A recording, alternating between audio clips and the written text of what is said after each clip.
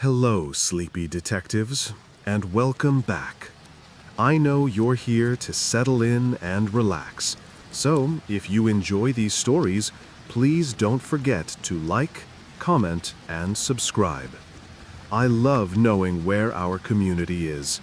Let me know in the comments where you are listening from and what time it is where you are. Now, let's get comfortable and jump straight into tonight's story. There is a unique chill in the air in October. It's a feeling as much as it is a temperature. It's the scent of dry leaves and distant wood smoke. It's the sound of brittle branches scraping against a window pane.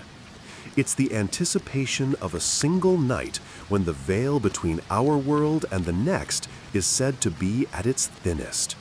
We decorate our homes with symbols of the harvest and symbols of the grave. We carve faces into gourds and light them from within, creating fleeting, flickering souls to ward off the darkness. And we tell stories. We tell stories of ghosts in the attic, of creatures in the woods, and of the boogeyman who waits in the closet. But there is one story, one particular urban legend that is whispered by every parent, in every suburb, in every corner of America. It is the fear that defines the holiday, the fear of the stranger, the fear of the tampered treat, the razor blade in the apple, the pin in the chocolate bar, the poison in the pixie stick. For generations, this was a story we told ourselves to make the night more thrilling. It was a cautionary tale, a delicious shiver of what if. We double-checked our children's candy, smiled at the absurdity, and then let them feast. It was a myth. It was a legend. It was a campfire story. Until one rainy Halloween night in Texas in 1974, when it wasn't. This is the story of the man who took that national myth and turned it into an unbearable reality.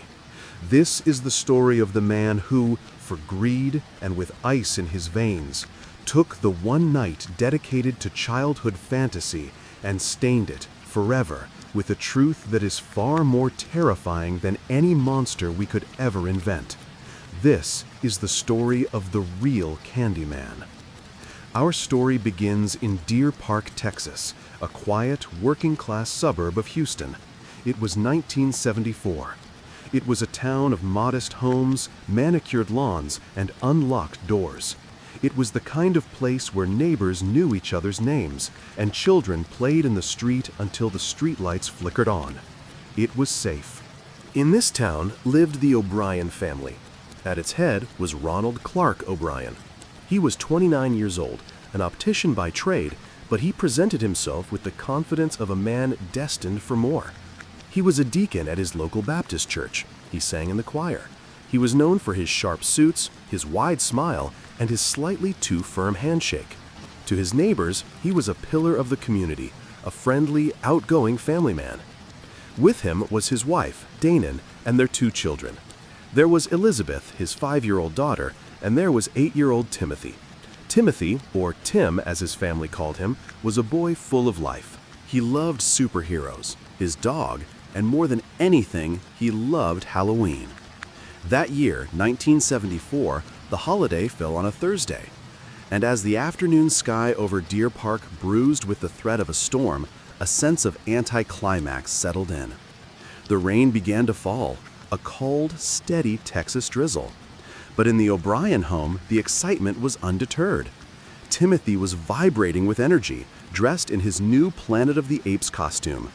Ronald, ever the involved father, was helping him get ready. As darkness fell and the rain let up, Ronald decided to take the kids out. It was Halloween after all. A little water couldn't stop them. They met up with a neighbor, Jim Bates, and his 2 young children.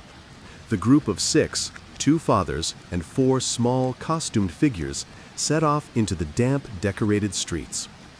They walked the neighborhood loop, their plastic pumpkin buckets filling with the familiar sounds of cellophane-wrapped candy. The air was festive. Houses were lit, carved pumpkins grinning from porches. But the streets were quieter than usual because of the weather. Many homes were dark. After about an hour, the group began walking back.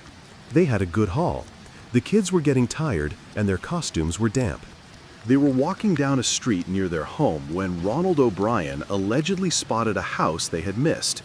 It was set back from the road and it was dark. The porch light was off. By all accounts, this is the moment the night took a turn. Jim Bates, the neighbor, was hesitant. The house looked empty, it was late, but Ronald was insistent. He told Bates, "Wait here." He and Bates ran up the long, dark driveway toward the unlit home, the kids waiting back on the sidewalk. They were at the door for only a moment. Bates would later say he never saw the door open. He never saw a person. He just saw O'Brien standing under the dark porch, then turning around. Ronald O'Brien came jogging back to the group, his arms full. He was holding 5 22-inch-long tubes of pixie sticks, the giant-sized version of the popular candy. "You won't believe this," he said, breathless. "The resident just opened the door, stuck these in my hand, and said, 'Take these.' He must have been trying to get rid of his last ones." It was an odd but not impossible story. It was Halloween. Strange things happen. O'Brien, the picture of generosity, handed them out. One for his son Timothy, one for his daughter Elizabeth, one for Jim Bates's son, and one for Jim Bates's daughter. He gave the 5th one to a 10-year-old boy from his church who happened to be trick-or-treating with them for a short time. 5 giant pixie sticks, 5 children. The group walked the final block home. It was over. The kids were safe. The candy was collected. At the O'Brien house, the ritual of the candy dump began. Timothy, still buzzing with excitement, was allowed to choose one, just one piece of candy before bed. He picked the giant pixie sticks. His father, Ronald, helped him. The boy struggled to tear open the top. Ronald offered to get a pair of scissors, but Timothy, impatient, finally ripped it open with his hands. He tilted his head back, poured the brightly colored powder into his mouth, and complained, "This tastes bitter," he said. Ronald, the doting father, brought him a glass of Kool-Aid to wash it down. Timothy drank the Kool-Aid, and almost immediately his body convulsed. He began to vomit. He went into violent seizures. His eyes rolled back. Ronald O'Brien and his wife were frantic. They called an ambulance, but it was too late. Less than an hour after he had eaten the candy, 8-year-old Timothy O'Brien was pronounced gone at the hospital. The cause was unknown. It was a sudden, tragic medical event. The family was heartbroken. But the doctors at the hospital were suspicious. The speed of the event, the bitter taste Timothy had mentioned, it sounded like something specific. They ran a toxicology screen, and what they found just minutes before midnight. Potassium cyanide, a massive lethal dose, enough to end the life of 2 grown men, let alone an 8-year-old boy. It wasn't an accident. It wasn't a sudden illness. It was a poisoning. The hospital immediately called the police, and the police, realizing what they were holding, did not hesitate. The Halloween urban legend was no longer a legend. It was happening right now in their town. In the early morning hours of November 1st, a wave of sheer, unadulterated panic swept through Deer Park. Police cars, sirens wailing, raced to the O'Brien home. They had one question for the grieving father. Where did he get the candy? Ronald O'Brien, seemingly in a state of shock, told them about the dark house. He told them about the other 4 pixie sticks. The police response was immediate and absolute. They raced to the Bates' home. It was past midnight. They banged on the door, waking a terrified Jim Bates. "Where is the candy?" they shouted. Bates, confused, led them to his son's room, where the boy was asleep, the giant pixie sticks lying on his nightstand untouched. They retrieved it. They found the other 3 all unopened. The officers, understanding the scale of the bullet they had just dodged, were sick with relief. But the night was just beginning. The police department fanned out across the city. They used their car loudspeakers, the sound booming through the dark, sleeping streets. "Do not eat any candy. I repeat, do not eat any candy. There is a report of poisoned candy in the neighborhood. Parents, dragged from sleep by the terrifying, disembodied voices, stumbled into their children's rooms, grabbing bags, dumping them in the trash.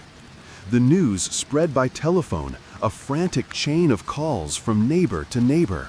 By dawn, Deer Park, and soon all of Houston, was in the grip of a full-blown Halloween panic. The next day, the story was on the front page of every newspaper, the lead story on every television broadcast in the country.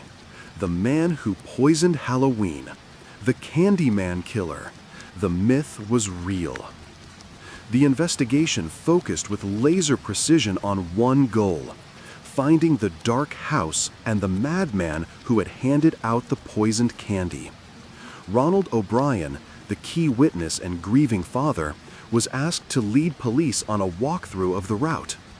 He walked them through the neighborhood, street by street. But when they arrived at the spot where he said the house was, his story began to unravel. He seemed confused. He couldn't pinpoint the exact house. He pointed to one, then another. The police knocked on every door. No one had been home. No one had been giving out giant pixie sticks. No one had even seen Ronald O'Brien or Jim Bates approach their door. The dark house, it seemed, didn't exist. The police, now deeply suspicious, turned their attention to the pixie sticks themselves. The lab analysis was chilling. All 5 of the giant tubes had been tampered with. The top 2 inches of the powdered candy had been removed and replaced with potassium cyanide. The tubes had then been clumsily stapled shut. Stapled, a detail that would become critical. The police asked Ronald O'Brien what he did for a living. He was an optician. They asked him if he had access to chemicals. He said no. But their investigation was already painting a very different picture of the man. They discovered that Ronald Clark O'Brien was not the successful, pillar of the community deacon he pretended to be. He was a man drowning in debt. He was over $100,000 in the red, a staggering sum in 1974. He was on the verge of losing his car. His house was being foreclosed on. He had been fired from his job as an optician for, of all things, suspicion of theft. He was desperate. And then they found the insurance policies. Just weeks before Halloween, Ronald O'Brien had taken out new life insurance policies on both of his children, Timothy and Elizabeth. The policies were for $20,000 each, combined $40,000. It was just enough to pull him out of his financial hole. The detectives now had a new, horrifying theory. This wasn't a random madman. This was a plan, a cold, calculated, and monstrous plan. They began to dig into O'Brien's movements in the weeks before Halloween. Had he purchased cyanide? No. But had he inquired about it? Yes. They found a chemical supply store in Houston. A clerk remembered O'Brien coming in and asking about potassium cyanide. He asked how much it would take to end the life of a small animal. The clerk, finding the question odd, told him he couldn't sell it to him without a license. O'Brien had left empty-handed, but the seed was planted. The police theorized he must have acquired it elsewhere, perhaps through his work connections or on the black market. The investigation was moving fast. They looked at his office. They found a pair of scissors. They found staples. They compared the staples from his desk to the ones in the pixie sticks. They were a match. The police had their case. This wasn't a story of a grieving father. This was the story of a predator who had used the traditions of Halloween as the perfect cover for an unspeakable act. They pieced together the real timeline. O'Brien, desperate for money, had concocted a plan to claim the insurance money from his children. Not just one child, both. He had laced 5 pixie sticks, 2 for his own children and 3 for the other children, to act as a cover. He needed this to look like the work of a random, maniacal stranger. He was sacrificing his own children and was perfectly willing to sacrifice 3 others to cover his tracks. He was, in his own mind, committing the perfect crime.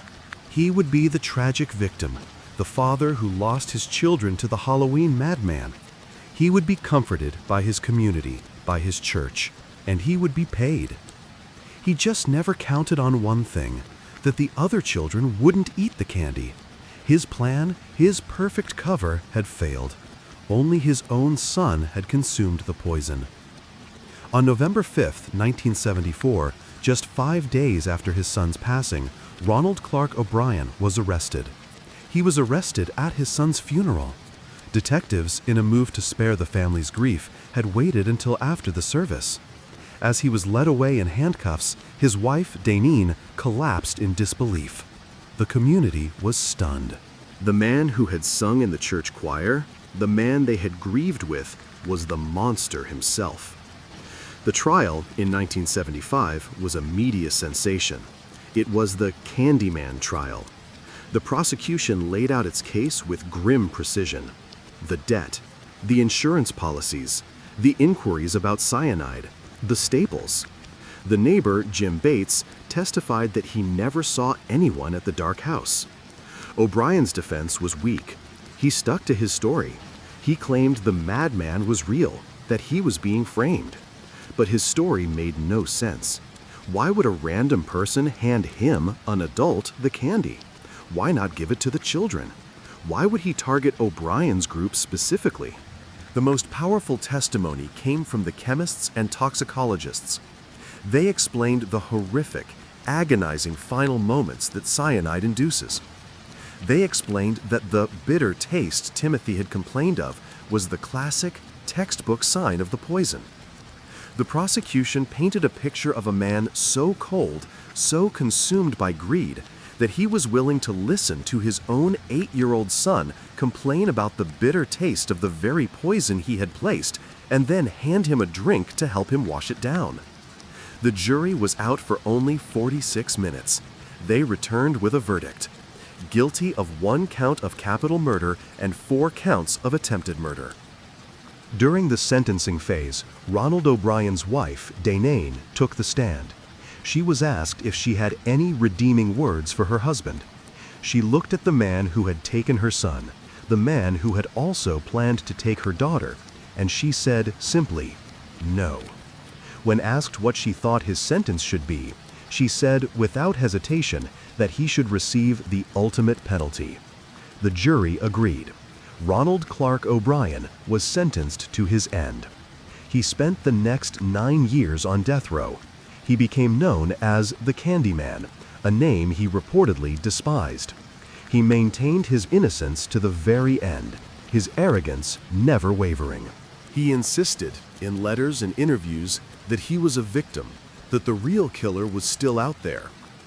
On March 31, 1984, his sentence was carried out. As he was being prepared, a crowd gathered outside the prison in Huntsville. It was not a somber vigil. It was a celebration. People were dressed in costumes.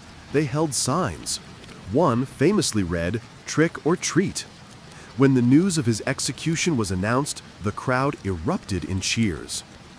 But the end of Ronald O'Brien was not the end of his story.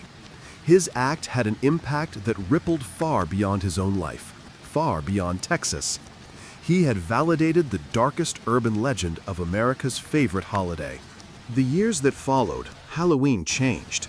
The carefree tradition of running from house to house, of taking candy from strangers, was replaced by a culture of fear. Hospitals across the country began offering free X-rays of candy bags. Community trunk-or-treat events were invented, where children would go from car to car in a safe, controlled parking lot, taking candy only from people they knew. The act of inspecting the candy, once a formality, became a rigid, anxious ritual in millions of homes. The irony is that, statistically, the poisoned candy myth is just that, a myth. The number of confirmed cases of strangers tampering with Halloween candy is virtually 0. The threat, it turns out, was never from the stranger in the dark house.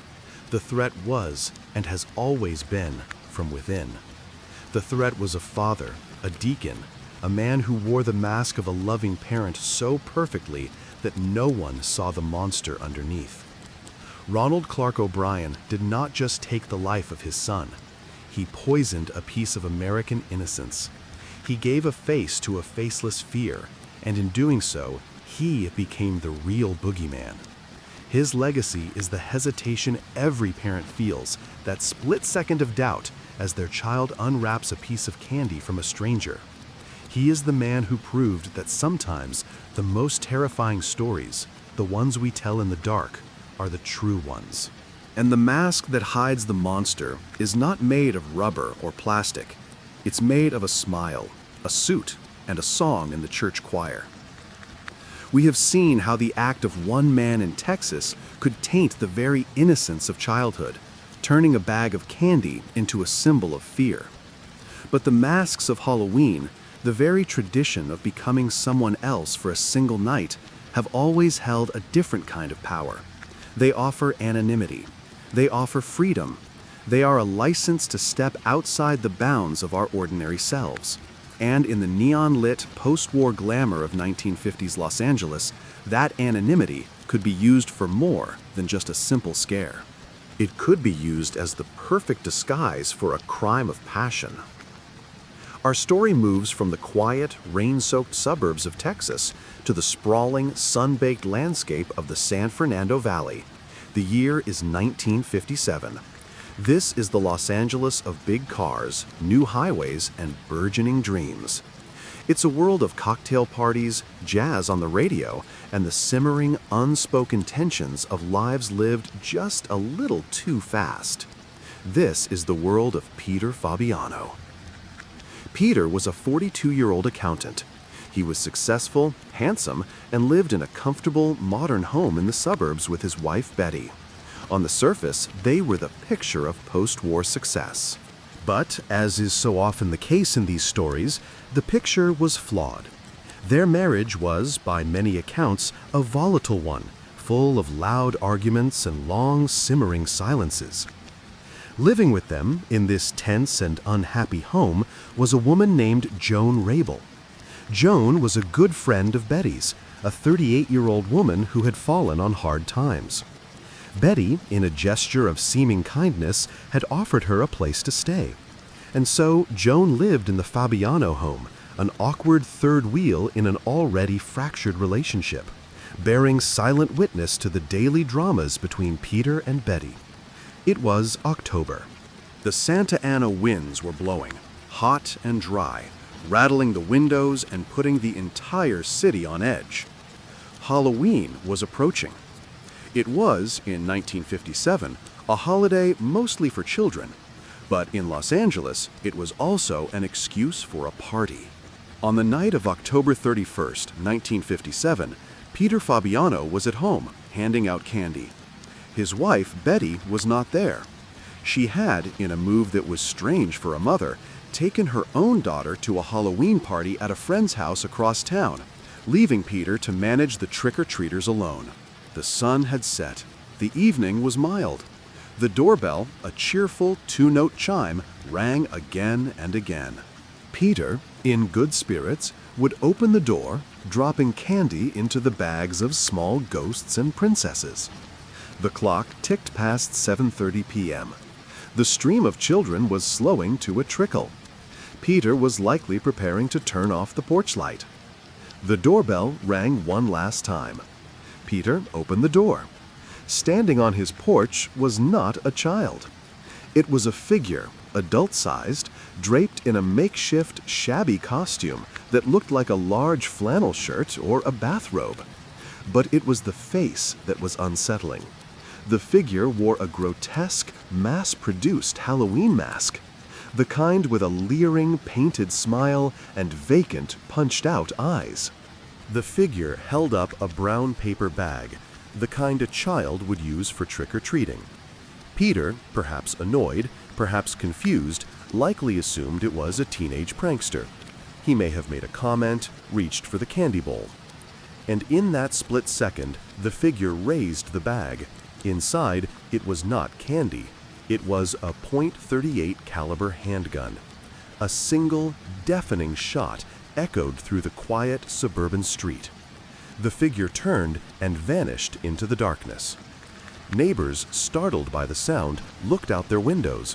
They saw nothing but the empty street decorated with grinning jack-o'-lanterns. When the police arrived, they found Peter Fabiano in his hallway, a single, fatal wound to his chest. On his porch, they found the brown paper bag, discarded, and inside, a faint smell of gunpowder. The Los Angeles Police Department was baffled. This was not a robbery. Peter's wallet was untouched. The house was not disturbed. This was an execution, and the perpetrator had used the one night of the year when a masked adult could walk up to a stranger's door, commit a terrible act, and disappear, completely, anonymously, into the night. The investigation began. The only witnesses were a few neighborhood children who had seen the oddly dressed figure walking down the street, but their descriptions were vague and contradictory. The mask had done its job. It had erased the killer. Detectives, led by the legendary Thad Brown, head of the LAPD's homicide squad, knew this was not a random act. The use of Halloween was too perfect, too convenient. This was personal. They turned their focus, as they always must, to the spouse. They interviewed Betty Fabiano. She was, by all accounts, the grieving widow. She was hysterical, distraught, seemingly on the verge of collapse. She told them Peter was a wonderful man, that they had a perfect marriage. She had no idea who would want to harm him. She had an airtight alibi. She was at a Halloween party miles away, surrounded by witnesses. But the more detectives dug, the more the perfect marriage narrative fell apart.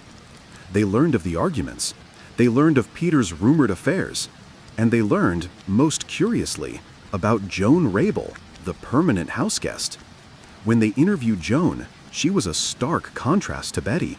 She was quiet, nervous, and visibly shaken. She too had been at the Halloween party with Betty. Her alibi was just as strong. The case went cold. For weeks, the Halloween mask slaying was the talk of Los Angeles, a perfect, unsolvable whodunit. But Thad Brown couldn't let it go. He had a sense for these things. The answer wasn't on the street, it was inside that house. He focused on the strange, triangular relationship between Peter, Betty, and Joan. He began to dig into Joan Rabel's life. He discovered that Joan was not just a friend. She was a woman with a history of profound mental and emotional struggles. She was meek, deeply religious, and highly susceptible to suggestion. And he discovered that her friendship with Betty Fabiano was less a friendship and more a form of psychological servitude. Betty, it turned out, was not just a grieving widow. She was a master manipulator. She was known to be dramatic, demanding, and controlling. And she had, for months, been filling Joan Rabel's head with poison. The detective's theory was this: Betty wanted her husband gone, whether it was for his affairs, or for the insurance money, or simply because she was tired of him. She wanted him out. But she was too clever to do it herself, so she began to work on Joan. In the tense, claustrophobic atmosphere of that suburban home, Betty allegedly began to convince the emotionally fragile Joan that Peter was not just a bad husband. He was a source of pure evil. She told Joan that Peter was a warlock, a satanic figure who was actively trying to harm them both. She played on Joan's deep religious fears, painting a picture of a supernatural battle for their very souls. She reportedly told Joan that Peter was the devil and that it was their holy duty to exterminate him. This psychological campaign, this folia à deux, or madness of two, culminated in the week before Halloween. Betty, the alleged mastermind, saw the perfect opportunity. A mask, a costume, a night where everyone is anonymous. The detectives put the pieces together. Betty had driven Joan to a costume shop. Betty had helped her pick out the mask. Betty had acquired the weapon. Betty had established the perfect alibi for both of them, taking Joan and her own daughter to a party across town. She had made sure she was the center of attention, loud, laughing, visible to everyone. But what was Joan's alibi? The party. How could she be in two places at once? The detectives broke down the timeline. The party was in North Hollywood. The Fabiano home was in the San Fernando Valley. It was a 30-minute drive, one way. Betty and Joan had arrived at the party together, but witnesses, when pressed, recalled something odd. For a period of about an hour and a half, Joan Rabble had disappeared. Betty had explained it away, saying her friend was shy or not feeling well and was resting in a guest room. In that 90-minute window, the police believed Joan Rabel had slipped out of the party, driven the 30 minutes to her own home, donned the costume, rung the bell, and confronted Peter. She had then driven the 30 minutes back, slipped quietly back into the party, and rejoined a concerned Betty, who had been loudly asking if anyone had seen her friend. It was a brilliant, terrifyingly simple plan, and it almost worked. Armed with this theory, detectives brought Joan Rabel in again. This was not a friendly interview. This was an interrogation. They pressed her. They poked holes in her story. They presented her with the timeline. And Joan, a woman not built for this kind of pressure, a woman who was herself of profound psychological manipulation, completely and totally broke down. She confessed to everything. She told them the entire bizarre story. She said Betty had convinced her that Peter was the devil, that he was poisoning their food, that he was performing dark rituals in the house. She said she did it to save Betty, to save herself, to exterminate evil. She was, in her own mind, not a killer. She was an exorcist. Betty Fabiano was arrested immediately. Her hysterical, grieving widow facade dropped instantly, replaced by a cold, calculating anger. She denied everything. She called Joan a liar, a fantasist, a crazy woman who had acted alone. The subsequent trial was a sensation. It was the Halloween mask case, a story of love, obsession, madness, and manipulation. The Los Angeles papers, which loved this kind of high-glamour, dark passion story, printed every lurid detail. The courtroom was a theater. On one side, you had Betty, the cold, well-dressed ice queen, the alleged puppet master. On the other, you had Joan, the weeping, broken, and remorseful puppet. The defense argued that Joan was mentally unhinged, that she had fabricated the entire story of Betty's involvement to lessen her own guilt. The prosecution argued that Betty was the true perpetrator, a sociopathic personality who had weaponized another human being to get what she wanted. In the end, the jury was faced with two unreliable, contradictory narratives. Joan Rabel, having confessed, was found guilty of second-degree murder, her mental state saving her from the gas chamber. She was sentenced to 5 years to life. But Betty Fabiano, the alleged mastermind, the woman who had conceived the entire plot, the jury was deadlocked. They couldn't unanimously agree that she had been the one pulling the strings. The judge was forced to declare a mistrial. Betty Fabiano, the woman who had used the spirit of Halloween to mask a cold-blooded murder, walked free. The story of Peter Fabiano is a different kind of Halloween horror. It's not about a boogeyman or a monster. It's about the monsters that hide inside people we know. It's a story that proves a mask doesn't have to be made of rubber or plastic. Sometimes a mask is a well-rehearsed alibi. Sometimes it's a performance of grief. And sometimes the most terrifying monster is the one who convinces another to do their dark work for them, all while they smile and laugh miles away at a costume party. The case serves as a chilling, film noir footnote in the history of the holiday. It reminds us that on Halloween, when everyone is pretending to be someone else, it's the one night of the year when a person can, for a few deadly moments, show the world who they really are. We have seen the darkness that can curdle the American dream, turning a quiet Texas suburb into the epicenter of a national panic. The case of the Candyman was a story of greed, a cold and calculated act hidden behind the mask of a loving father. It was a violation of the sacred trust between a parent and a child, and between a community and its most cherished traditions. The horror was in its banality, its sheer suburban selfishness. But now, our journey takes us away from the rain-slicked streets of 1970s Texas and transports us to another time, another world. We travel back to the 1950s, to Los Angeles. This is not the quiet dread of the suburbs. This is the realm of film noir made real. A world of dazzling sunlight and deep, dark shadows, of new money, fast cars, and simmering passions hidden just beneath a polished, glamorous surface. This is a story about a different kind of mask, not the plastic, smiling mask of a child, but the seductive, dangerous mask of adulthood. It's a story about a night where the anonymity of a costume party was not just for fun, but was seized as the perfect, brilliant cover for a crime of passion.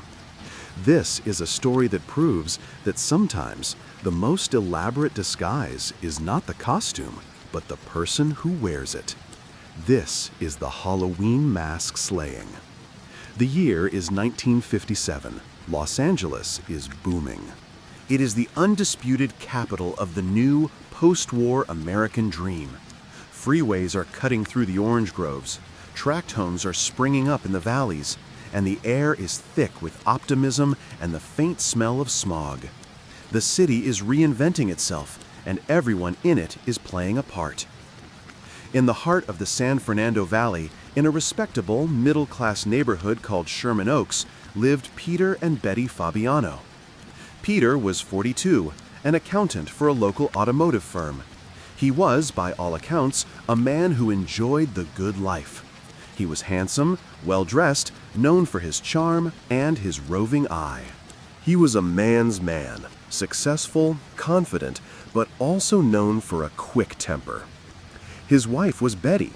Betty Fabiano, 38, was a woman who craved the spotlight. She was attractive, vivacious, and deeply dramatic. She was a mother of 3, but she was not a woman to be defined by domesticity. She loved parties, she loved attention, and she loved to be in control. Their marriage, to those who knew them, was a performance. It was a volatile, operatic affair, a constant swing between passionate reconciliations and explosive, door-slamming arguments. It was a classic, combustible Los Angeles romance. And into this domestic theater, a third player had been introduced. Her name was Joan Rabble. Joan, 38, was the stark opposite of her friend Betty. Where Betty was loud, Joan was quiet. Where Betty was confident, Joan was insecure. Where Betty was a manipulator, Joan was, by her very nature, susceptible to manipulation. She was a deeply religious woman, described by all who knew her as meek, nervous, and emotionally fragile. She had a history of personal struggles and had recently fallen on hard times. Betty, in a gesture that seemed on the surface to be one of profound kindness, had offered her troubled friend a place to stay. Joan moved into the Fabiano home. And in doing so, she ceased to be a friend and became something else, a dependent, a confidant, and a captive audience of one. Joan Rabble lived in that house, an awkward and silent witness to the daily psychodrama of the Fabiano marriage. She heard the shouting matches that echoed through the thin-walled suburban home. She saw the tears, the accusations, the drama. She was the third wheel in a toxic, triangular relationship, and she was trapped. October 1957. The city was on edge. The hot, dry Santa Ana winds were blowing in from the desert, a phenomenon famously said to rattle the nerves and fray tempers. The air was static, electric, and Halloween was approaching. In the 1950s, Halloween was still primarily a holiday for children. But in a city like Los Angeles, a city built on fantasy and performance, it was also a welcome excuse for adults to indulge. Costume parties were planned, masks were purchased. For one night, the City of Angels was preparing to play dress-up with its demons. On the night of October 31st, 1957, the Fabiano household was a strange picture. Peter was at home, ostensibly to hand out candy to the neighborhood children, but Betty, the mother of the house, was not. In a move that neighbors would later find peculiar, Betty had decided to take her 7-year-old daughter Judy to a Halloween party at a friend's house across town in North Hollywood. And she was taking Joan Rabel with her. Peter was left alone. The sun dipped below the Hollywood Hills, painting the sky in lurid shades of orange and purple. The dry wind rustled the palm trees. In Sherman Oaks, the ritual began. The cheerful two-note chime of the doorbell. Peter Fabiano, perhaps in his shirt sleeves, perhaps annoyed at being left behind, would open the door. He'd drop candy into the bags of small ghosts, cowboys, and princesses. The clock ticked past 7. The stream of children was slowing. The night was growing quiet. At approximately 7:45 p.m., the doorbell rang one last time. Peter walked to the door. He opened it. Standing on his brightly lit porch was not a child. It was a figure, adult-sized, draped in a strange, makeshift costume. It was described as a brown and white checked flannel shirt, or perhaps a bathrobe. It was shabby, ill-defined. But it was the face that was the focus. The figure wore a grotesque, mass-produced Halloween mask, the kind you bought at the Five and Dime.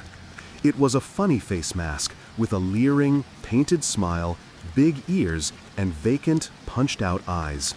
It was the face of a harmless ghoul. The figure held up a brown paper grocery bag, the kind a child might use to collect their treats. Peter Fabiano, a 42-year-old man in his own home, had no reason to be afraid. This was Hollywood. It was Halloween. This was, he surely assumed, a teenage prank. Or perhaps a friend from the office playing a joke. He may have laughed. He may have made a comment like, "Aren't you a little old for this?" He reached for the candy bowl. The figure did not speak. It did not say trick or treat. It simply raised the paper bag, and from a hole cut in the bottom, the muzzle of a .38 caliber handgun emerged. The sound was deafening. A single, percussive shot that split the quiet suburban night. The figure, their mission accomplished, turned and fled, disappearing into the darkness, just another masked reveler on a street full of them. Neighbors, startled by the sound, like a car backfiring but sharper, looked out their windows. They saw nothing, just the empty street, the dry wind, and the grinning, candle-lit pumpkins on their neighbors' porches.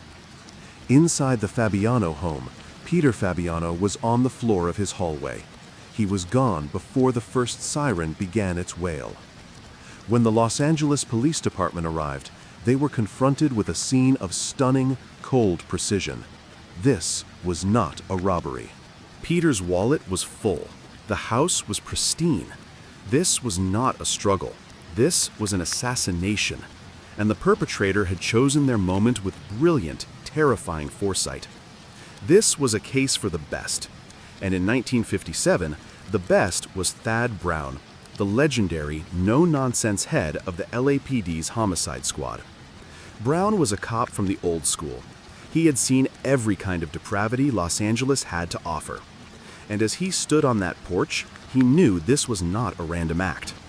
The use of Halloween, the single shot, the immediate escape, this was personal. The investigation began. The only witnesses were a few children who had seen a funny-looking person walking down the street. Their descriptions were useless. The mask had done its job. It had erased the killer. Thad Brown's detectives turned their focus, as they always must, to the spouse. They went to the Halloween party in North Hollywood to find the widow, Betty Fabiano. They found her surrounded by friends in the midst of a celebration. When they delivered the news, her reaction was everything they expected.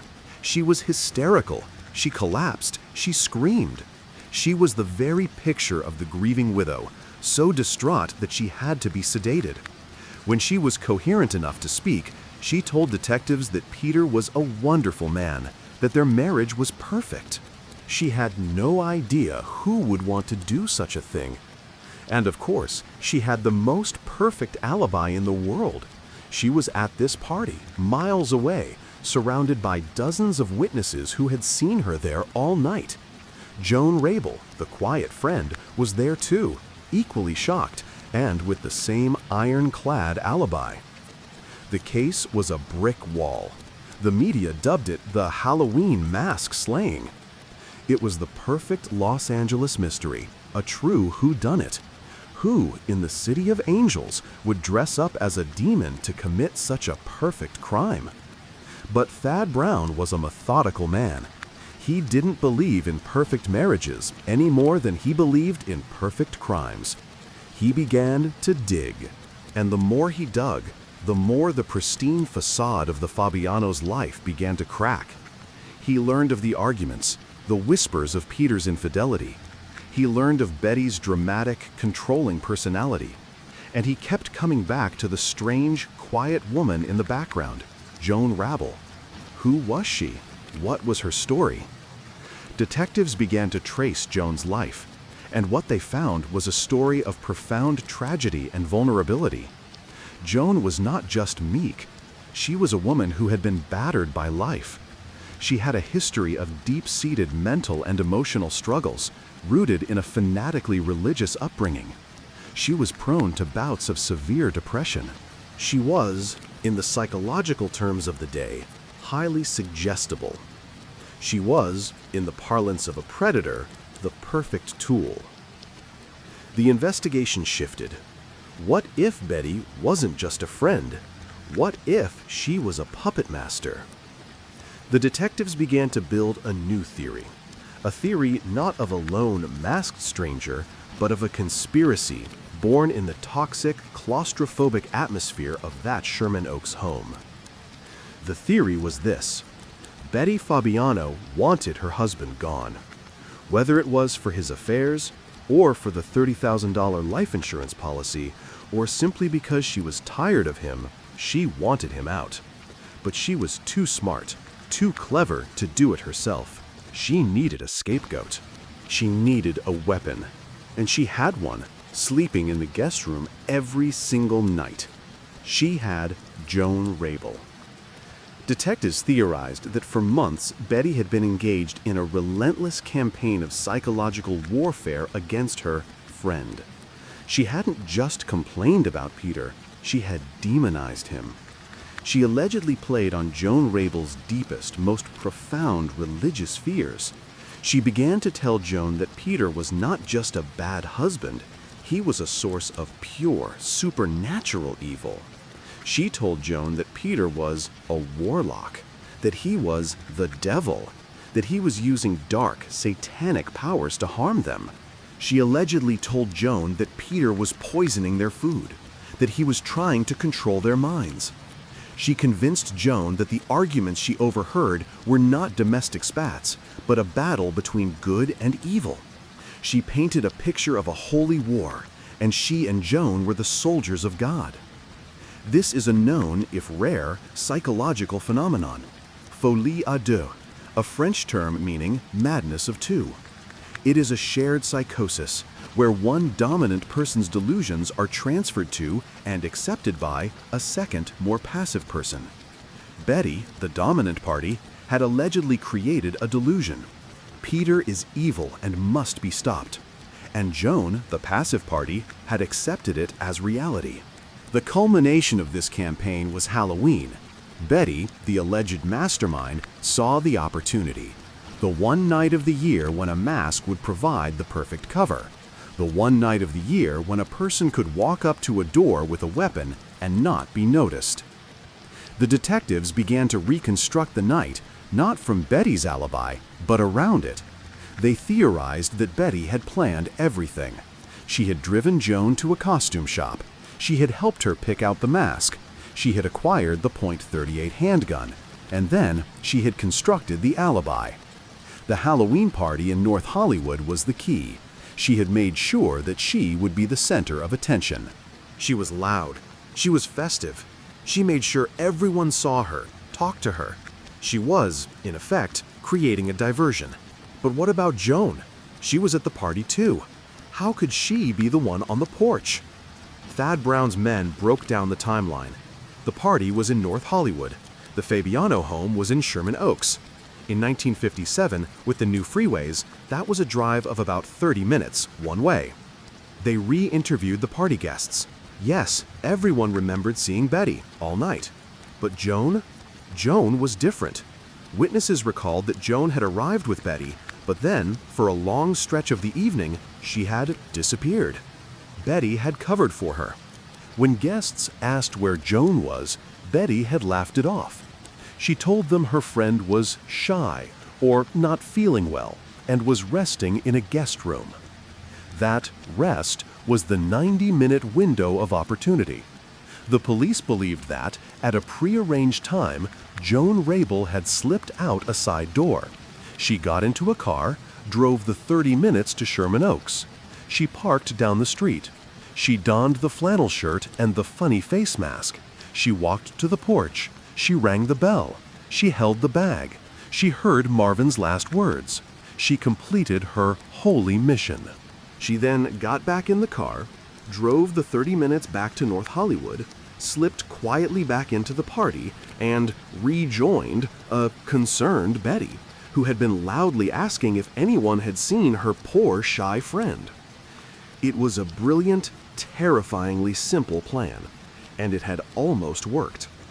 Armed with this powerful, comprehensive theory, detectives brought Joan Rabel in for interrogation. This was not a friendly chat. This was a direct assault on the psychological fortress Betty had built around her. They pressed her. They confronted her with the timeline. They poked holes in her story. They showed her the evidence. They asked her, "Where were you for that hour and a half, Joan?" And Joan Rabel, a woman who was not a killer at heart, a woman who was herself a victim of a profound and twisted manipulation, completely and totally shattered. She confessed. She confessed to everything. She told them the entire, bizarre, fantastic story. She told them that Betty had convinced her Peter was the devil, that he was poisoning their food, that he was performing dark rituals and trying to possess her daughter Judy. She said she didn't want to do it, but Betty had told her it was God's will. She said that on the night, Betty had driven her, that Betty had waited in the car, just down the street, while she, Joan, walked to the door. She said that when she came back to the car and told Betty, "It is finished," Betty had replied, "Good." This was the confession detectives were waiting for. They now had the triggerman and the mastermind.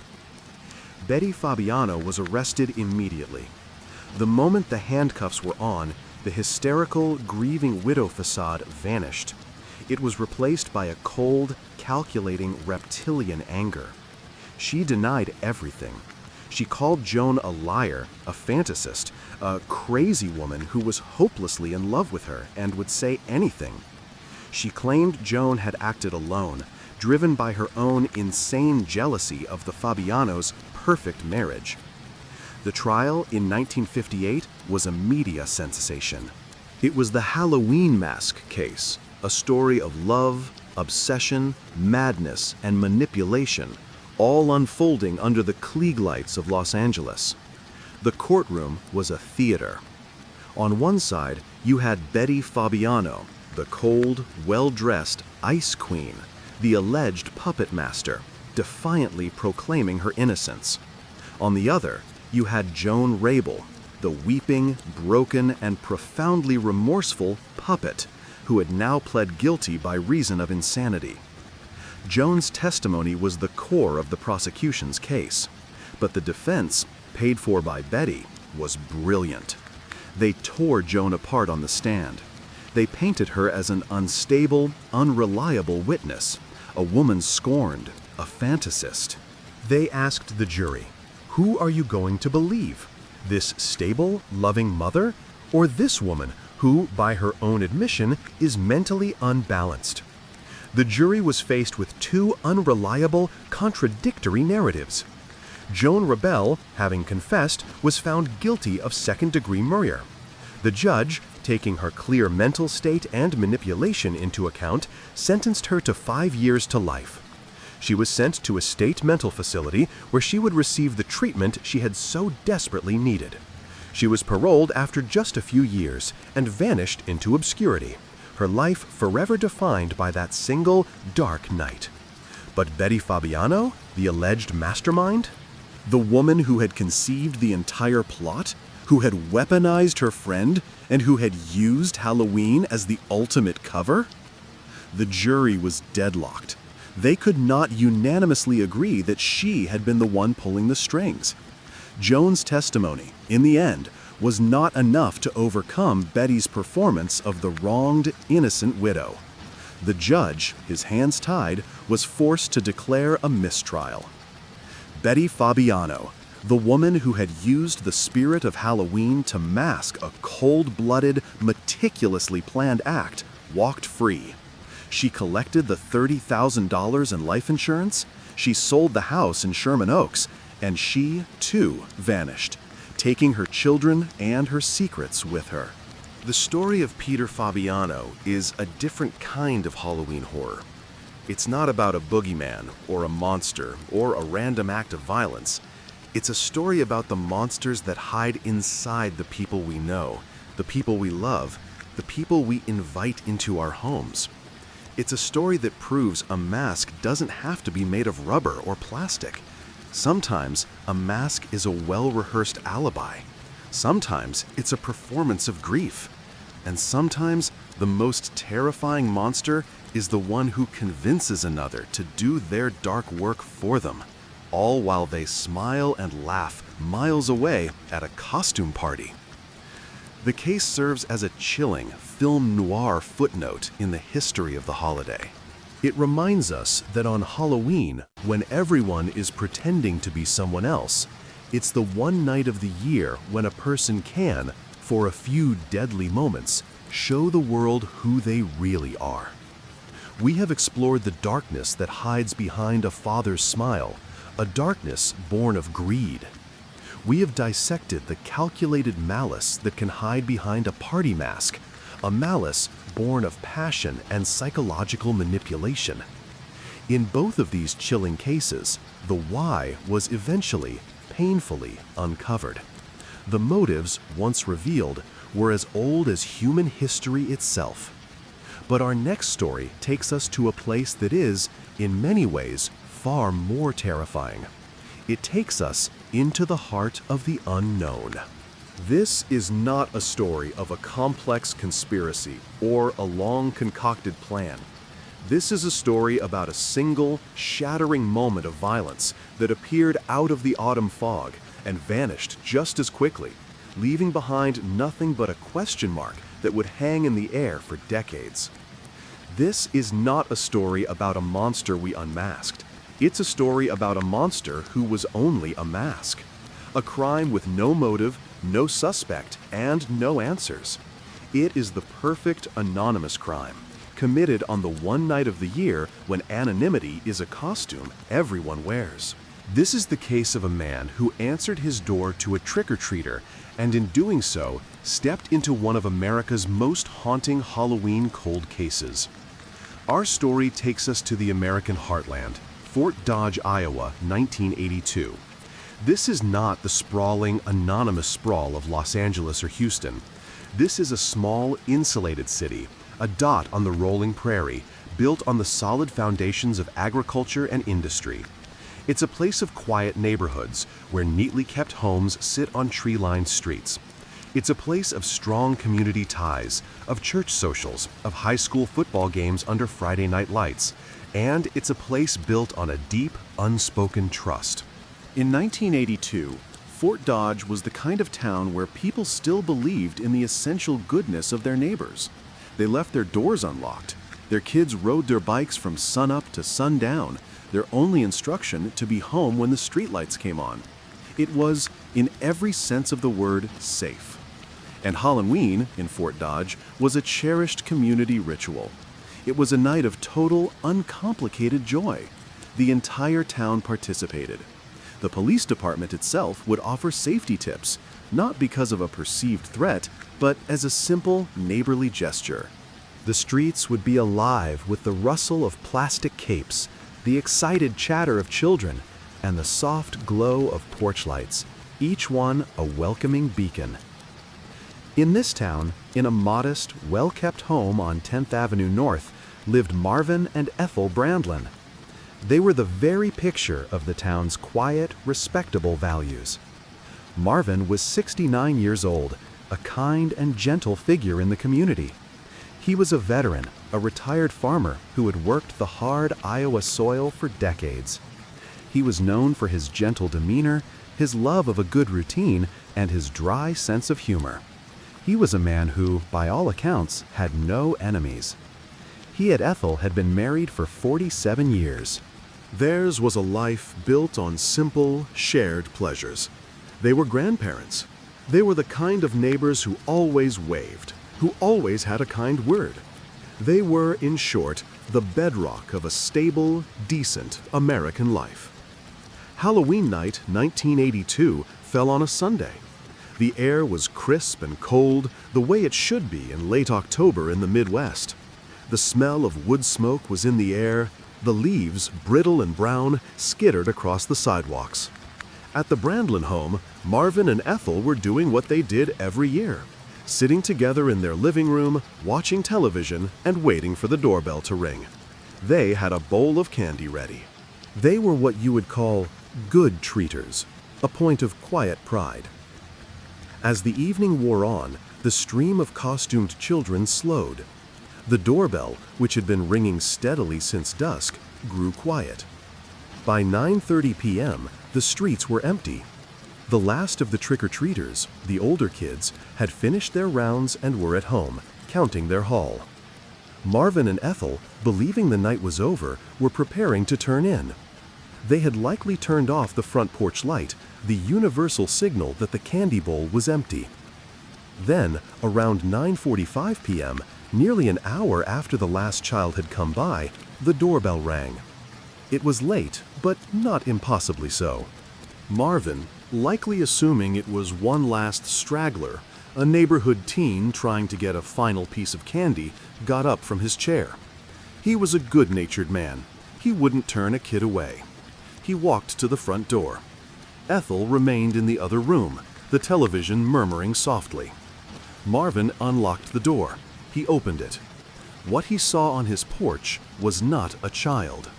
It was a figure, tall, dressed in a dark costume.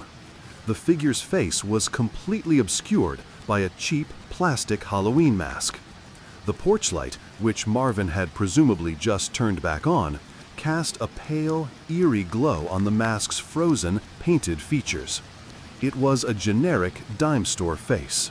The figure held out a small, dark bag. Not a plastic pumpkin bucket, not a pillowcase, just a small cloth bag. Marvin Brandlin, a 69-year-old man in his own safe home, in his own safe town, had no reason to be afraid. He likely chuckled. This was, he must have thought, one of the neighborhood kids, one of the high schoolers, playing a final prank. According to what his wife Ethel overheard from the other room, his last words were a simple, folksy observation, the kind of good-natured ribbing you'd give a teenager who was clearly too old to be begging for candy. He said, "You're a big one." He was expecting the figure to say, "Trick or treat." He was expecting to drop a piece of candy in the bag.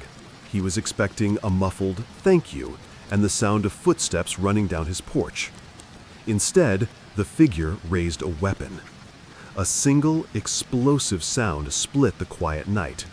It was so loud it rattled the windows. Ethel, in the next room, was startled by the noise. It was, she would later say, like a firecracker, but louder, sharper, more concussive. She called out, her voice tinged with annoyance. "What was that, Marv?" There was no answer. A beat of silence. The only sound was the wind and the murmur of the television. She called again, louder this time, a thread of concern entering her voice. "Marv?" Only silence. And then a low, terrible sound. A sound that didn't belong. The sound of a man struggling to breathe. Ethel rushed to the front hall. She found her husband collapsed on the floor, just inside the doorway. He was trying to speak, but he couldn't. He was clutching his chest. She looked at the door. It was still open. The cold October air was pouring in, rustling the curtains. She looked past him, onto the porch. There was no one. The figure in the mask, the tall trick-or-treater, had vanished. He had dissolved into the night, as if he were a ghost himself. She ran to the phone and dialed 911, her hands shaking so badly she could barely hold the receiver. "My husband!" she cried. "Someone shot my husband!" Paramedics and police were on the scene within minutes. They lived in this town too. Some of them knew Marvin. They worked frantically, but it was too late. Marvin Brandland was pronounced gone on his own hallway floor. He had been struck once, at point-blank range, in the chest. The anonymous figure on his porch had not been asking for candy. The Fort Dodge Police Department was confronted with a complete and total void. The entire neighborhood was locked down. Officers, their faces grim, fanned out into the dark streets, their flashlights cutting through the yards, checking in shadows, in bushes. But they found nothing. The perpetrator had a 10 to 15-minute head start, and on Halloween, he had the perfect, impenetrable cover. How do you stop and question a person in a mask when the entire country is in a mask? The killer had simply walked away. He had blended back into the night. The investigation began, and from the very first hour, detectives were baffled. This was not a robbery. Marvin's wallet, full of cash, was still in his pocket. The house was untouched. This was not a break-in gone wrong. The perpetrator never even tried to enter the home. This was an execution, a planned, personal, and yet completely anonymous execution. The central, agonizing question echoed through the entire community. Who would want to harm Marvin Brandland? The question was not rhetorical. Detectives descended on the family, on the neighbors, on his old business partners. They were looking for the motive. They were looking for the crack, and they found nothing. He was, by all accounts, a man with no enemies. He was retired. He lived a quiet life. He wasn't involved in shady business disputes. He didn't have a secret life. He was exactly what he appeared to be, a kind, elderly grandfather. The detectives had only 2 clues, and they were, in their own way, as enigmatic as the crime itself. The first was the bag. The perpetrator had dropped it on the porch in his haste. It was a dark cloth bag, possibly homemade. Inside, there was nothing. No candy, no note. It was just a bag, an empty prop. The second and more haunting clue was Marvin's final words, "You're a big one." This simple phrase became the psychological linchpin of the entire case. Detectives, and later armchair sleuths, would obsess over these 5 words. What did they mean? Was it, as police initially believed, simply a harmless observation? Was Marvin speaking to a teenager, someone who was too old or too big to be trick-or-treating? This was the most straightforward interpretation. It suggested the killer was a local youth, perhaps someone who held a grudge. But what kind of grudge? And what kind of teenager has access to a .38 caliber handgun and the cold-blooded nerve to use it just for a piece of candy? The theory didn't hold water. The act was too clean, too final. It felt like the work of an adult, not an impulsive teen. This led to the second and far darker interpretation. What if Marvin's words were not a random observation, but a sign of recognition? What if he wasn't saying, "You are a large person"? What if he was saying, "My, you've grown"? This theory reframes the entire encounter. The big one wasn't an insult. It was a greeting. A greeting that was met with a blast. If this is true, the crime changes. It's no longer a random thrill-seeking act. It is a deeply personal, planned event. The killer was not a stranger. The killer was someone Marvin knew, someone from his past, someone he hadn't seen in years, who was now standing in front of him, grown up and in costume. This theory opens up a chilling line of inquiry.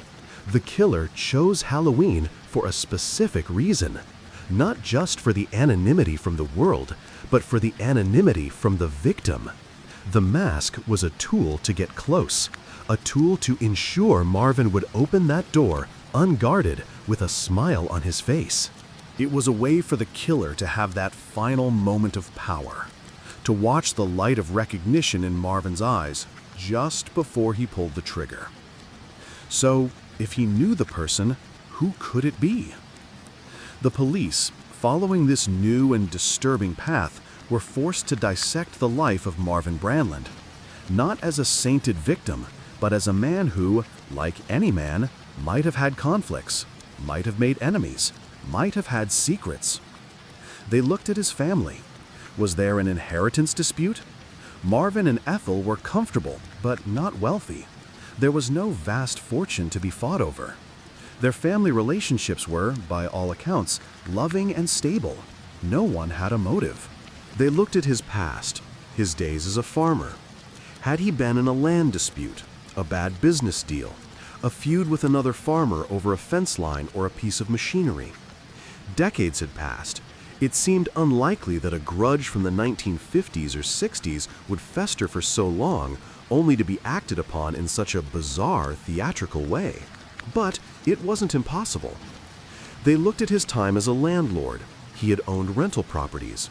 Had he evicted a tenant who swore revenge? This was a more promising lead. They chased it down, interviewing old tenants. But again, they found nothing. Marvin had been a fair, if firm, landlord. There were no violent confrontations, no lingering threats. The case went cold as the Iowa ground in winter. Weeks turned into months. The Halloween decorations came down, replaced by Thanksgiving, then Christmas. But a chill remained in Fort Dodge. The town's innocence had been shattered. The murder of Marvin Brandland had done more than just take a man's life. It had proven that the boogeyman was not a myth, and that he could be standing right on your porch, hiding behind a $5 plastic mask. Years passed, then a decade, then two. The file remained open, but it gathered dust. New detectives would pick it up, read through the sparse, frustrating details, and hit the same wall. No motive, no suspect, no leads. But the case, like all great cold cases, lives on in the realm of theories. And in the absence of facts, speculation becomes the only tool left. Let's revisit the other theories. Theory number 1, the random act. We dismissed this, but let's look closer. Was this a thrill seeker? A drifter passing through town, high on adrenaline and the anonymity of the night, who decided to do the unthinkable just to see what it felt like? It's possible. The weapon was never found, which suggests the perpetrator was not a local, or at least was smart enough to dispose of it far from home. But the act itself feels too personal, too direct. It wasn't a random spray of violence. It was a single, deliberate shot. It felt like an assassination. Theory number 2, the mistaken identity. This is a common and compelling theory in no-motive cases. Was the masked figure at the wrong house? Did he or she intend to target a different resident on 10th Avenue North? Perhaps Marvin Brandland just had the terrible cosmic bad luck of living in a house that looked like someone else's. Or perhaps Marvin himself, a 69-year-old man, resembled the intended target in the dim porch light. The perpetrator, vision obscured by the narrow eye holes of a cheap mask, heart pounding, simply made a fatal, irreversible mistake. This theory is compelling because it would explain the total lack of motive connected to Marvin. He wasn't the target. His house was, or his face was. This theory gained some traction. Police looked at the neighbors. Did anyone on that street have enemies? Did anyone have a violent ex-spouse, a shady business partner, a drug debt? They investigated, and again, they found nothing. The entire neighborhood was as quiet and unremarkable as the Brandlins themselves. It seemed an unlikely coincidence. This leads us back to the most enduring theory, the personal hidden grudge. The "you're a big one" as a sign of recognition. This theory is the one that haunts investigators. Because if it's true, the killer was not a stranger. The killer was someone Marvin knew, someone who had disguised their identity, not from a stranger, but from a man who would have recognized their face. It was a way to get close, a way to ensure he would open the door, a way to watch the light of recognition in his eyes just before they pulled the trigger. This theory opens up a chilling line of inquiry. Who was it? A former paperboy he had scolded? A teenager from a family he had a feud with? A distant, estranged relative? The list is both endless and empty. Without a name, without a shred of evidence, it remains pure, haunting speculation. Ethel Brandlin lived with this mystery for the rest of her life. She was never harmed, she was never contacted. She was, it seems, not a target. She was just a witness to the aftermath. The case of Marvin Brandlin is, in many ways, the perfect Halloween crime. It's a real-life ghost story, a mystery that has endured for over 4 decades. The perpetrator, if he is still alive, is likely an old man himself now. He is someone who has lived his entire adult life with this secret. He is someone who, every October 31st, perhaps watches the children in his new neighborhood and remembers a dark, cold night in Fort Dodge, Iowa. The legacy of the crime in that small town was immediate and profound. The next Halloween, the streets were empty. The trust that had defined the community was broken. A locked door, once a rarity, became the norm. The murder of Marvin Brandlin was a single act of violence, but it was a communal trauma. It was the moment the monsters from the movies became real, and they proved that they could be living right next door. Unlike the cases of the Candyman or the Halloween mask slaying, there is no closure here. There is no trial, there is no confession, there is no face to put to the monster. The mask is all there is. The file on Marvin Brandlin remains open. It sits in a cabinet in the Fort Dodge Police Department, a testament to a night when the ritual of trick-or-treat was used as a cover for a cold-blooded and to this day unsolved mystery.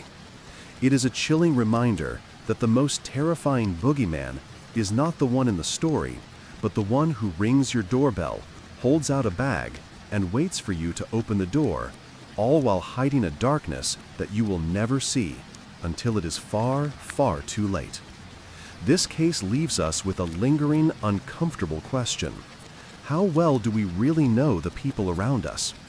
What hidden histories and silent grudges walk past us on the street every day? The Brandlin case suggests that sometimes we don't know them at all. But while the Fort Dodge killer was a man who used a mask to hide his identity, our final story is about a man who didn't need to. He was, himself, the inspiration for the mask.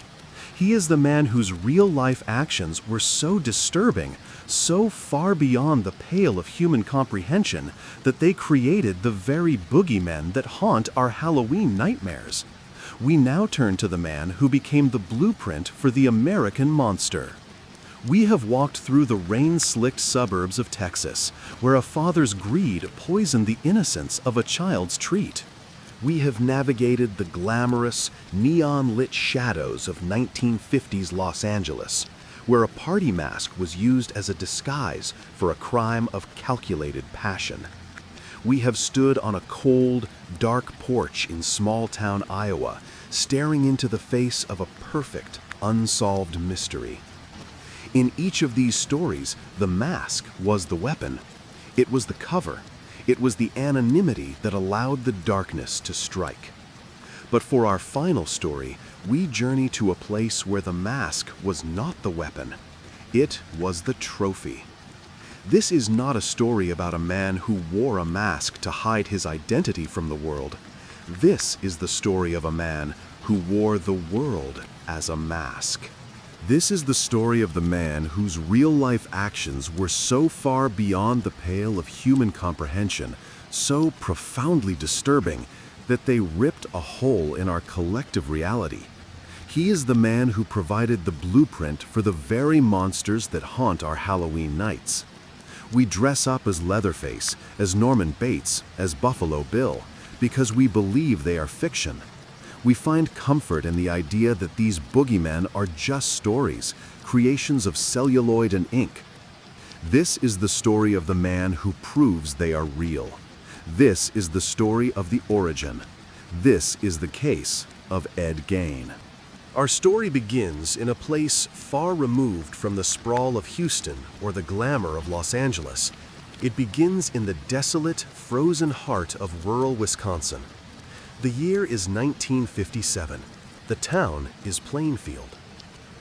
Plainfield, Wisconsin was not just a small town, it was a whisper. It was a remote, insular community of just under 700 people, surrounded by vast, flat, windswept farmland. Life here was slow, dictated by the seasons. It was a place of hard work, Lutheran ethics, and profound isolation. Neighbors knew each other, but they also respected the silence. They respected the closed doors of a long, brutal winter. It was a place where everyone knew your name, but no one, it seemed, truly knew what you did when you were alone. In this town, the local hardware store was run by a 58-year-old woman named Bernice Worden. She was a fixture in the community, a tough, respected woman. On the morning of November 16, 1957, the day before the opening of deer hunting season, the store was busy. Men were coming in for supplies, for ammunition. Sometime in the late afternoon, the store fell quiet. A customer walked in and found the place empty. Bernice was gone. The cash register was open, and on the wooden floor there was a dark, spreading stain. A trail of it led out the back door. The last receipt in the cash register was for a gallon of antifreeze. The town was small. The sheriff, Art Schley, didn't have to investigate for long. He asked Bernice's son, Frank, who had been in the store that day. Frank told him about the usual customers, and then he mentioned the town's oddball, the quiet handyman who sometimes came in. The man who had been there just the day before, asking if Frank would be in the store tomorrow. The man who, Frank recalled, had been asking him to go hunting. The man's name was Ed Gein. Who was Ed Gein? To the people of Plainfield, Eddie was just a part of the landscape. He was 51 years old, a small, quiet man with a shy, almost goofy, lopsided smile. He was the local handyman. He did odd jobs. He fixed fences. He was known to be a fantastic babysitter. The parents of Plainfield trusted him implicitly with their children, laughing off his strange, mumbling stories and his tendency to giggle at his own jokes. He was strange, yes. He was a recluse. He lived alone on his family's dilapidated 160-acre farm just outside of town, a farm that had fallen into squalor since his mother had passed years before. He had sealed off most of the house, living in a single, small room off the kitchen. He was harmless. He was just old Eddie. Sheriff Schley and his deputies, their breath fogging in the cold November air, drove the 6 miles out to the Gein farm. It was dark when they arrived. The property was a wreck. Junk was scattered everywhere. The house itself was a dark, sagging shape against the night sky. It looked abandoned. They tried the doors. They were all locked.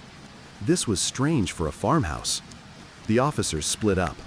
One deputy, Captain Lloyd Schuferwurster, went to the summer kitchen, a small woodshed attached to the main house. He pushed the door open. It was pitch dark inside. He fumbled for his flashlight. He clicked it on, and the world stopped. Hanging upside down from a rafter, Suspended by a rope at its ankles was a body. It was headless. It had been dressed out like a deer. The officer, a seasoned veteran, reeled back, choking. He identified the body as that of the missing store owner, Bernice Worden. Art Schley, enraged and horrified, grabbed his men. They were going into the main house. They had to. They broke down the door. The house was not just messy. It was not just dirty. It was a tomb. It was a monument to decay. Piles of garbage, old magazines, and rotting food were stacked to the ceiling. The air was thick with a smell so foul, so complex, that it was almost liquid. It was the smell of mold, of waste, and of something else. Something old and human. The officers, their flashlights cutting through the darkness, waded through the filth. They were in the kitchen, the one room Gaines seemed to live in. It was here they began to find the artifacts. On the table there was a bowl that, upon closer inspection, was the top half of a human skull, sawed clean. On the chairs, the upholstery was not fabric. It was a patchwork, crudely stitched together. It was human skin. They found a box. Inside were human organs preserved in jars. They found a heart in a pan on the stove. They found a lampshade stretched taut over a wire frame. The parchment was translucent. It, too, was made of human skin. They found a belt adorned with human nipples. They found leggings fashioned from the skin of human legs. They found a corset, a vest, made from the torso of a woman. And then, in a separate room, in a box, they found the masks, 9 of them. The preserved, leathery faces of 9 different women, carefully peeled and cured, their hair still attached. They had been, it appeared, used as masks. The officers were not just at a crime scene, they were in a nightmare. They had stepped out of the quiet, rational world of Plainfield, Wisconsin, and into the mind of a man who was, quite literally, insane. Sheriff Art Schley, a man who had seen everything a small-town cop could see, was so profoundly traumatized by what he saw in that house that he would be dead within a month, his heart failing at the age of 43. He had, his friends said, looked directly into the face of true evil, and it had broken him. Ed Gein was not there. He had been located at a neighbor's house, having dinner. He was arrested calmly, he was quiet, cooperative. He did not seem to understand the gravity of the situation. When they asked him about the horrors in his home, he spoke with a simple, factual, almost childlike detachment. Yes, he had been to the hardware store. Yes, he had taken Bernice Worden. When they asked him about the other artifacts, he told them, "No, I didn't harm them. They were already gone." He told the police that for the past decade he had been making visits. He would read the obituaries in the local paper. He would note the recent burials of middle-aged women. He had a friend, a man named Gus, who would help him. They would go to the cemeteries in the dead of night. They were, he said, grave robbers. The police were stunned. They exhumed the graves, and they found, to their horror, that Gein was telling the truth. The coffins were empty. He had been doing this for years, under the nose of the entire town. He explained his projects. He would take the remains back to his farm. He was, he said, making things. He was a craftsman. The immediate question was, who was this man, and what, in God's name, could create such a person? The answer, the police would find, was in the one room in that house that was pristine, the one room that had been sealed off, preserved like a shrine, his mother's bedroom. The story of Ed Gein is the story of his mother, Augusta. Augusta Wheel Gein was not just a domineering woman, she was a force of nature. She was a puritanical, fire and brimstone Lutheran, a woman who saw the entire world as a sinkhole of depravity. She believed that all other women were vessels of sin, that all men were slaves to their base instincts, and that the only purity was in total, absolute isolation from the world. She was married to a man named George Gine, a weak, alcoholic farmer whom she openly despised. They had 2 sons. First, Henry, born in 1901, and then, in 1906, Edward. Augusta ruled the Gine household with a rod of iron and a copy of the Old Testament. She would read to her boys every night from the Bible, lingering on the most graphic passages of fire, flood, and retribution. She filled their heads with her warped, terrifying view of the world. In 1914, she forced the family to move, to leave the city of La Crosse and buy the isolated 160-acre farm outside Plainfield. The purpose was deliberate: to isolate her sons from the sinful influences of the outside world. The boys, Ed and Henry, grew up in this vacuum. They were allowed to go to school, but they were forbidden from making friends. They were to come home immediately. Augusta's control was total.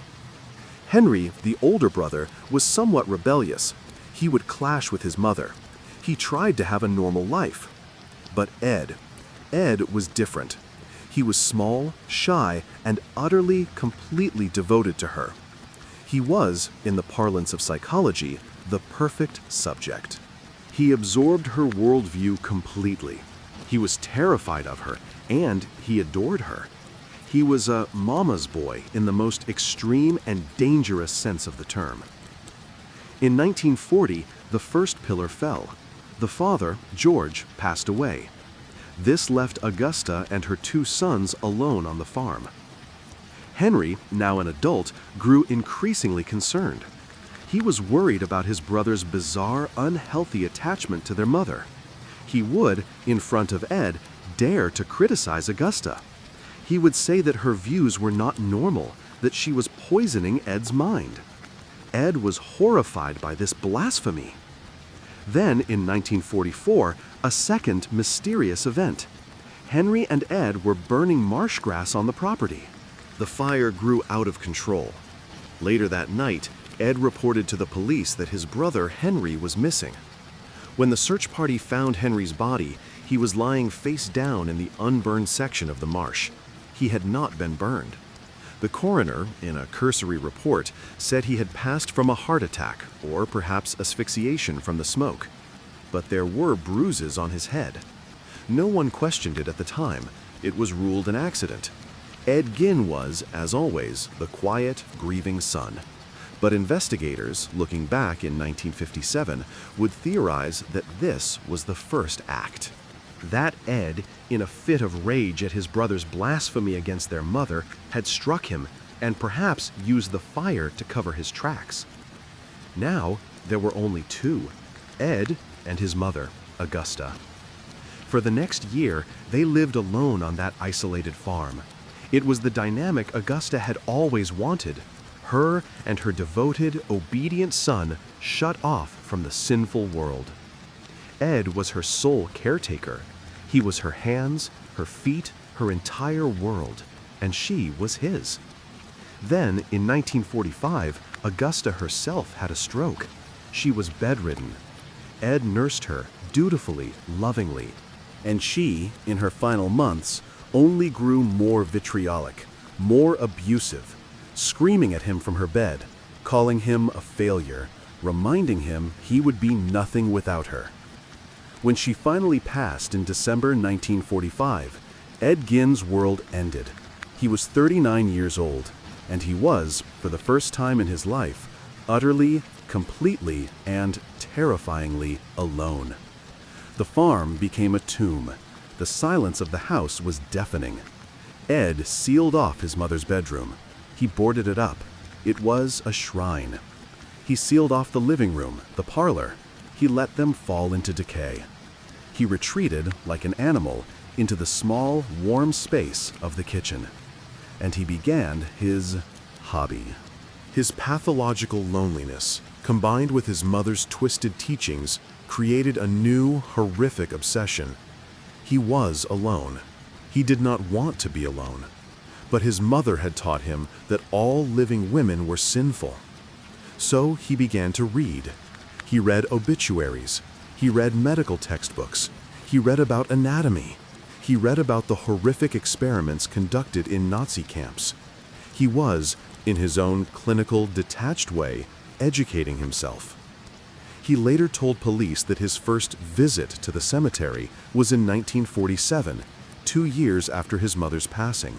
He went with a local man named Gus, another eccentric, who, by all accounts, was not a participant, but a simple-minded follower. They went to a recently dug grave. They dug up the coffin. Geen was, he said, just curious. But the curiosity grew into a compulsion. He began to do it alone. Over the next decade, he made, by his own count, around 9 visits. He would go at night, in a daze, and return to his farm with the remains of recently buried, middle-aged women. Women who, in his mind, resembled his mother. At first, he was just collecting, but then the craftsman emerged. He was, he explained, lonely. He wanted company, but he was also deeply confused about his own identity, ravaged by his mother's teachings. He began to experiment. He began to cure the skin. He began to make things. His ultimate fantasy, the one he would later confess to, was a desire to become his mother. He wanted to climb inside her skin. He wanted to be her, so that she would never, ever leave him again. This is the origin of the woman's suit, the vest, the leggings, the masks. He was not, in his mind, being a monster. He was, in his warped, insane logic, rebuilding his mother. He was building a new woman, one who would not yell at him, one who would not leave him. For 10 years he lived this way, a quiet handyman by day, a grave-robbing craftsman by night. The people of Plainfield saw him, but they didn't see him. They saw Old Eddie, the harmless eccentric. They had no idea that the man babysitting their children would go home and put on the face of a dead woman. But the graves were not enough. The compulsion, as it always does, escalated. The materials were old, brittle. He wanted something fresher. In 1954, a local tavern owner, Mary Hogan, disappeared. She was a loud, boisterous woman, the exact opposite of his mother. She had vanished from her bar, leaving behind only a pool of blood. The case was a mystery. When police questioned Gein in 1957, they asked him about Mary Hogan. He admitted it. He said he had gone to the bar and the darkness had come over him. He had taken her back to his farm. She was, it turned out, the source of many of the artifacts. And then Bernice Worden. He had run out of materials. He needed more. He went to the hardware store. It was that simple. It was that horrifying. He was not a hunter like Bundy. He was not a showman like BTK. He was a collector, and he had run out of supplies. The arrest and the trial of Ed Gein was a sensation, but not in the way the Bundy trial was.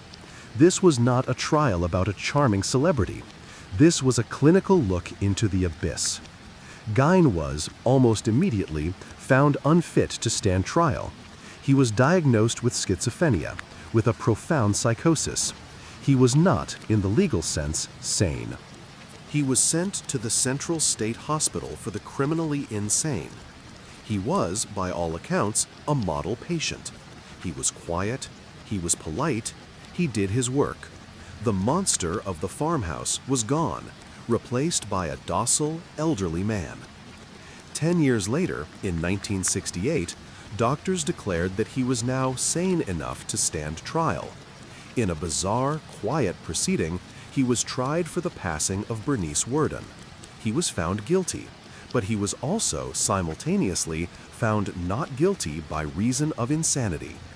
He was returned to the mental hospital where he would live out the rest of his life. The town of Plainfield tried to heal. They could not. The House of Horrors, was an open wound. It was a tourist attraction for the ghoulish. In 1958, the farmhouse mysteriously burned to the ground, almost certainly an act of arson by locals who could no longer stand to look at it. They wanted to erase the stain. But they could not, because Ed Gein's story was no longer just theirs. It had escaped. A young writer named Robert Bloch, who lived just 35 miles away, was reading the gruesome accounts of the Gein case.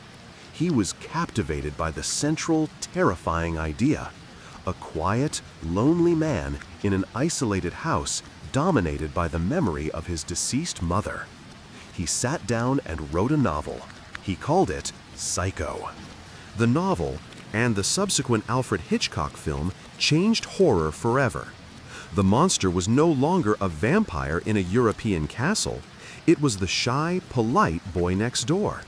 Norman Bates, the man who kept his mother's corpse, the man who would dress in her clothes to commit his acts, was a direct, fictionalized version of Ed Gein. The connection did not stop there. Years later, another filmmaker, Tobe Hooper, would read the Gein case. He was struck by the House of Horrors, the furniture made of human remains, the masks of skin.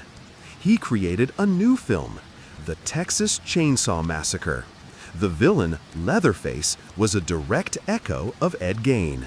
And again, in the 1980s, the writer Thomas Harris would research the case.